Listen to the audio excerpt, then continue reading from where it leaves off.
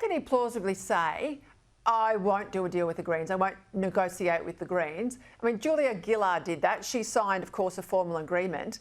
But I mean, if he calls it a deal this side of the election but has to have an alliance or a compact or a coalition, it'll be something else on the other side, because if he needs the Greens to hang on to the lodge, he'll do a deal with the devil, won't he? That's right. And Peter, it's all about holding on to the lodge, isn't it? It's not about what's best for the country or what the Labor government needs. It's about Albo staying PM, and he'll pay the price of putting the Greens in power just to stay PM. What about all that stuff that went backwards and forwards last night with David Speers, all that slippery language where Spearsy just sort of kept poking at his underbelly about power prices? Why not do Peter Beattie and say, we got it wrong? Yes, they're much higher than we want them to be. I apologise, Australia, and trust me, and I will get them down. Why not be straight? Well, because he's such a weak character. I mean, he hasn't got the strength of purpose or strength of character actually whenever he's been wrong, Peter. And that's the problem we've always had with Albo. So I'm not surprised that Albo slips and slides and obfuscates and doesn't say a straight word or a straight answer to voters or to David Speers in a question like that, because he doesn't want to admit he's ever been wrong. And that's part of the problem of the Albo character. And it's also how he unfortunately governs. Talk to me about the polls, because they're coming thick and fast. We've got, 1 or 2 a day at the moment. Both sides, of course, hurting when it comes to their primary vote share. Labor, though, at record lows. And this has been a trend for some time with the accretion of the Greens into your base. Preference flows. That's the only thing really here that's going to save Labor. There's a poll out today that's got us tracking towards a minority government. Labor, of course, in the box seat there. 14 seats we're saying are too close to call across the country. There's also an AFR poll that's got the coalition ahead on issues like immigration and defence. But let's leave that one up there on the screen for a moment. I want to make a point. That one's got the coalition ahead, immigration, defence and crime, but Labor leading on welfare, healthcare and education. But you know what worries me, Cam, as a strategist? Look at all the red, look at all the blue, and how can we be 3 weeks into a campaign where you've got something like 38% of the public don't know, don't care, don't have an opinion on something like industrial action. 31% don't know who's better on the economy. 35% have got no idea who's better on infrastructure.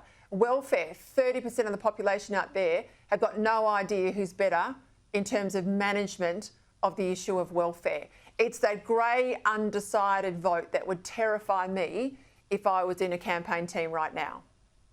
Yeah, that's right. And Peter, you and I have never seen polls like this with so much soft vote, so much undecided vote, only a few days before pre-polls open, and to your point, only 3 weeks before the polls actually close on the 3rd of May.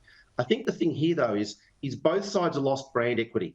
No one really knows what Labor stands for under Albanese, and Dutton hasn't really defined what the Liberals are. I mean, when I was doing Bill Shorten's work and you were doing Tony Abbott's work, everyone knew what the Liberal Party base and the Labor Party base stood for.